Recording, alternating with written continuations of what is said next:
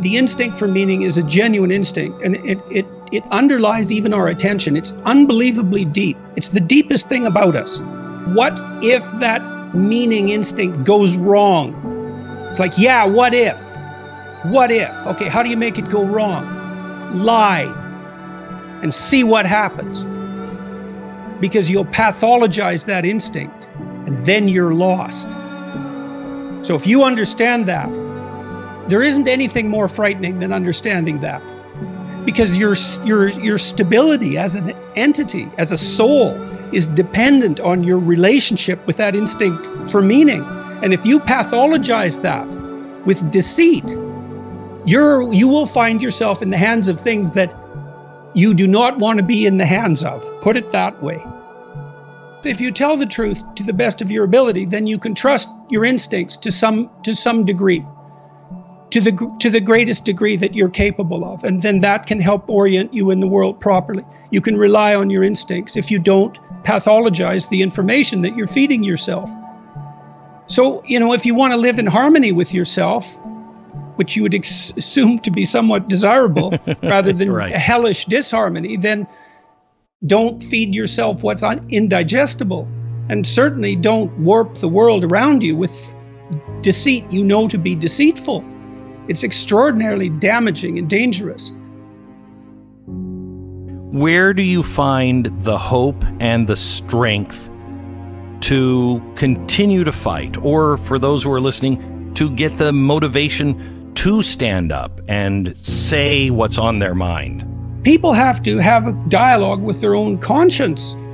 Imagine that you get upset with something when you recognize an obstacle in your path, and then imagine that you need a path and that you've chosen reasonably wisely, let's say, not perfectly, but reasonably wisely. An obstacle arises, you're frustrated, disappointed, ashamed, afraid. Well, you have something to do to clear out the obstacle. You have something to say. Well, then you don't clear out the obstacle because you're afraid to speak, or you're unwilling to speak. You want to defer the conflict because you hope it will go away. Well, all that'll happen is that the obstacles will pile up.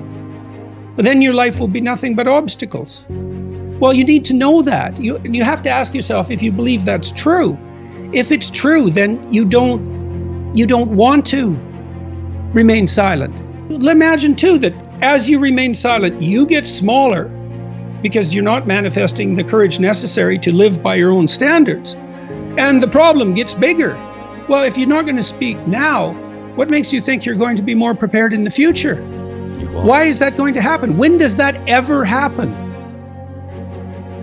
Generally what happens is people cave very rapidly and they apologize like mad, even if they haven't done anything wrong. And I think that's a mistake.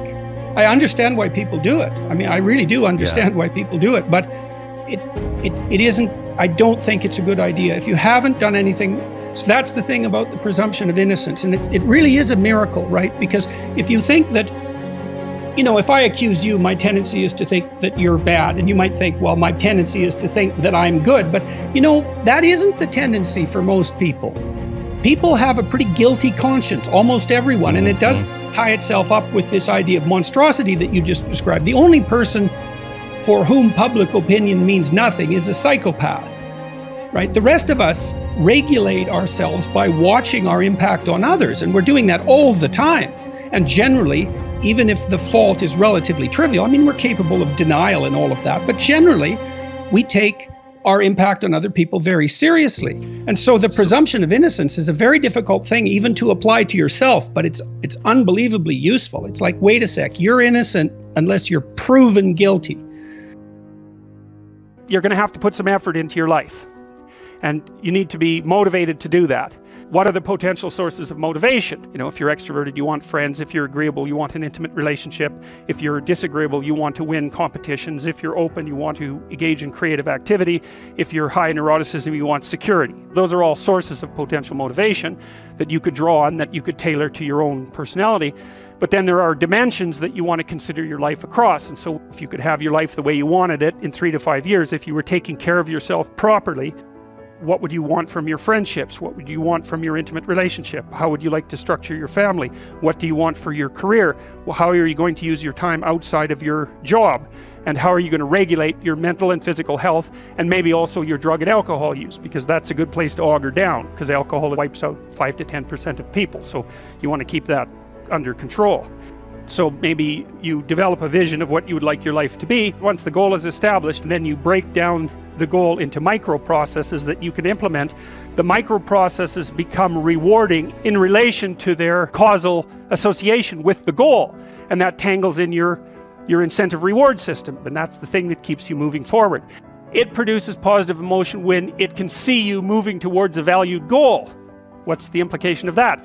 Better have a valued goal, because otherwise you can't get any positive motivation working out. And so the more valuable the goal, in principle, the more the micro processes associated with that goal start to take on a positive charge. And so what that means is, well, you get up in the morning and you're excited about the day, you're ready to go. And so as far as I can tell, what you do is you specify your long-term ideal.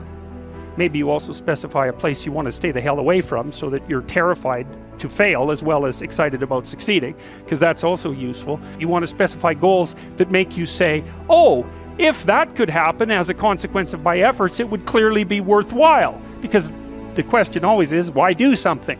Because doing nothing is easy. You just sit there and you don't do anything. That's real easy. The question is, why would you ever do anything? And the answer to that has to be because you've determined by some means that it's worthwhile. And then the next question might be, well, where should you look for worthwhile things? And one would be, well, you could consult your own temperament. And the other would be, well, you kind of look at what it is that's valuable across the lifespan. You need a family, you need friends. Like, you don't need to have all these things, but you better have most of them. Family, friends, career, educational goals, plans for, you know, time outside of work, attention to your mental and physical health, etc. That's what life is about. And if you don't have any of those things, well, then all you've got left is misery and suffering. So that's a bad deal. But once you set up that goal structure, and that's really who it is that you're trying to be, and you aim at that, and then you use everything you learn as a means of building that person that you want to be. And I really mean want to be. I don't mean should be, even those things are going to overlap. And specify your damn goals, because how are you going to hit something if you don't know what it is? That isn't going to happen. And often people won't specify their goals too, because they don't like to specify conditions for failure. So if you keep yourself all vague and foggy, which is real easy, because that's just a matter of not doing as well, then you don't know when you fail. And people might say, well, I really don't want to know when I fail, because that's painful. So I'll keep myself blind about when I fail. That's fine, except you'll fail all the time then. You just won't know it until you've failed so badly that you're done. And that can easily happen by the time you're 40. I would recommend that you don't let that happen. So that's willful blindness, right? You could have known, but you chose not to. Okay, so once you get your goal structure set up, you think, okay, if I could have this life, looks like that might be worth living, despite the fact that it's going to be anxiety-provoking and threatening, and there's going to be some suffering and loss involved and all of that, obviously. The goal is to have a vision for your life such that, all things considered, that justifies your effort. Then you turn down to the micro routines. It's like, okay, well, this is what I'm aiming for. How does that instantiate itself day to day, week to week, month to month? And that's where something like a schedule can be unbelievably useful. Google Calendar. It's like, make a damn schedule and stick to it. Okay, so what's the rule with the schedule? It's not a bloody prison. Well, what kind of schedule are you setting up? I have to do this, then I have to do this, then I have to do this. You know, and then I just go play video games, because who wants to do all these things that I have to do? It's like, wrong. Set the damn schedule up so that you have the day you want. That's the trick. It's like, okay, I've got tomorrow. If I was going to set it up so it was the best possible day I could have, practically speaking, what would it look like? Well, then you schedule that, and obviously there's a bit of responsibility that's going to go along with that, because if you have any sense, one of the things that you're going to insist upon is that at the end of the day, you're not in worse shape than you were at the beginning of the day. If you have a bunch of those in a row, sorry, that's just not a good strategy.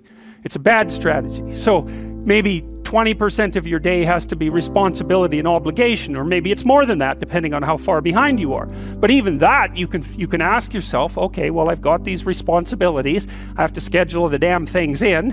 What's the right ratio of responsibility to reward? And you can ask yourself that, just like you'd negotiate with someone who is working for you. It's like, okay, you got to work tomorrow. And you might say, okay, well, what are you going to do for me that makes it likely that I'll work for you?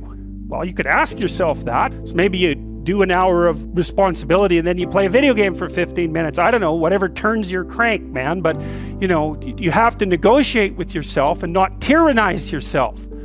Like you're negotiating with someone that you care for, that you would like to be productive and have a good life. And that's how you make the schedule. And then you look at the day and you think, well, if I had that day, that'd be good. You'll probably only hit it with about 70% accuracy, but that beats the hell out of 0, right? And if you hit it even with 50% accuracy, another rule is, well, aim for 51% the next week, or 50.5%, because you're going to hit that position where things start to loop back positively and spiral you upward.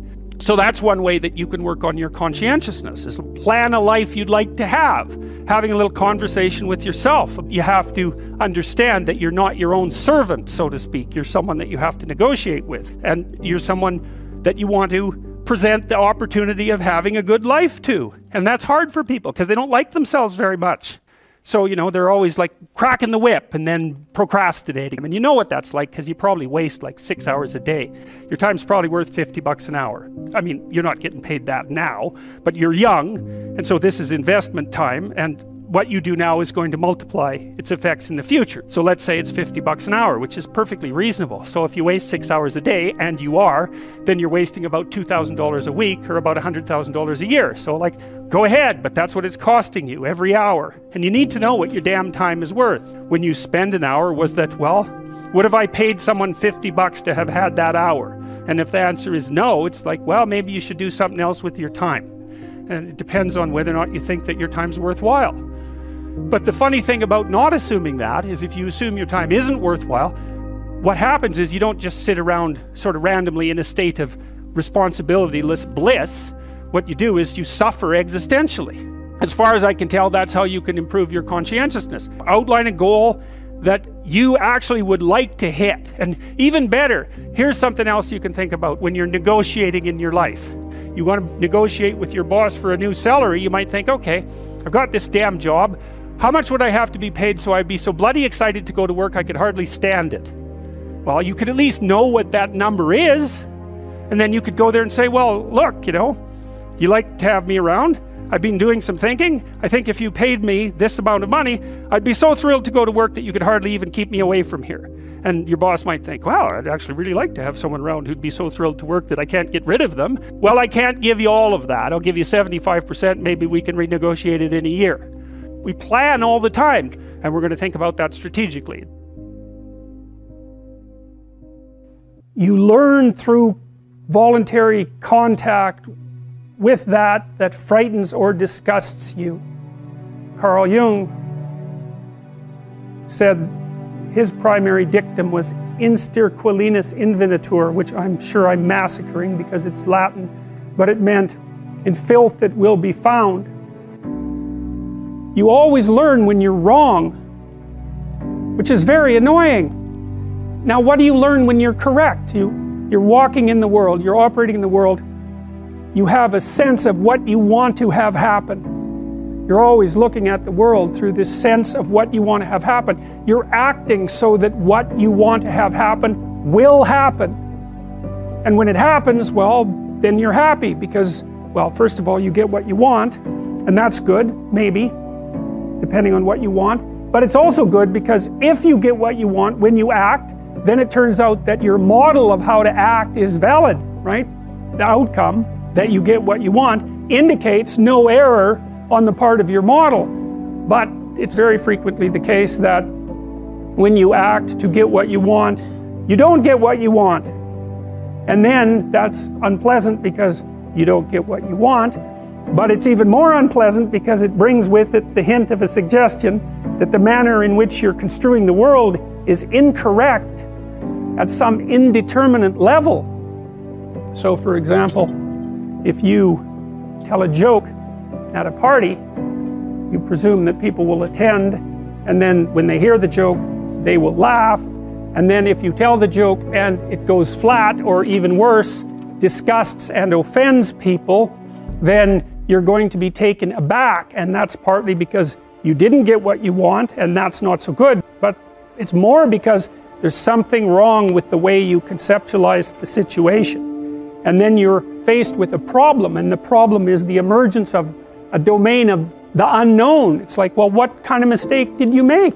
Maybe you're not as funny as you think you are. That could be a big problem. Maybe you're not around people who are the way you think they are. Maybe they don't like you as much as you thought they liked you. I mean, the potential for various paranoid thoughts of increasing severity to come welling up at you in a situation where you make even a trivial social mistake is quite broad. And when you make an error of that sort, you have to face it and sort through all the possibilities so that you can find out what it was that you did wrong and how to retool it so that in the future you don't make the same mistake. You have nothing to rely on in your life that's more crucial to your success as you move through life than your character and your personality. That's what you bring to every situation. And the more sophisticated you are in relationship to yourself and others, the more you understand people, the deeper you understand the nature of your own being, the more likely it is that you're going to proceed through your life in a manner that will make you pleased to exist rather than displeased to exist. As you interact with other people, you inevitably tell them what you want and what you don't want.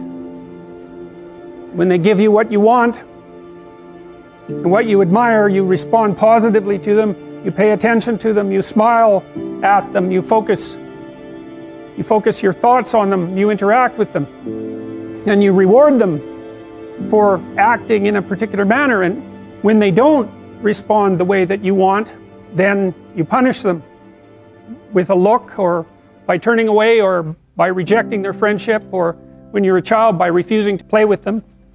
And so we're engaged in the co-creation of personalities, our own and others. And that also brings up the same question: what is it that we are all collectively trying to be and trying to create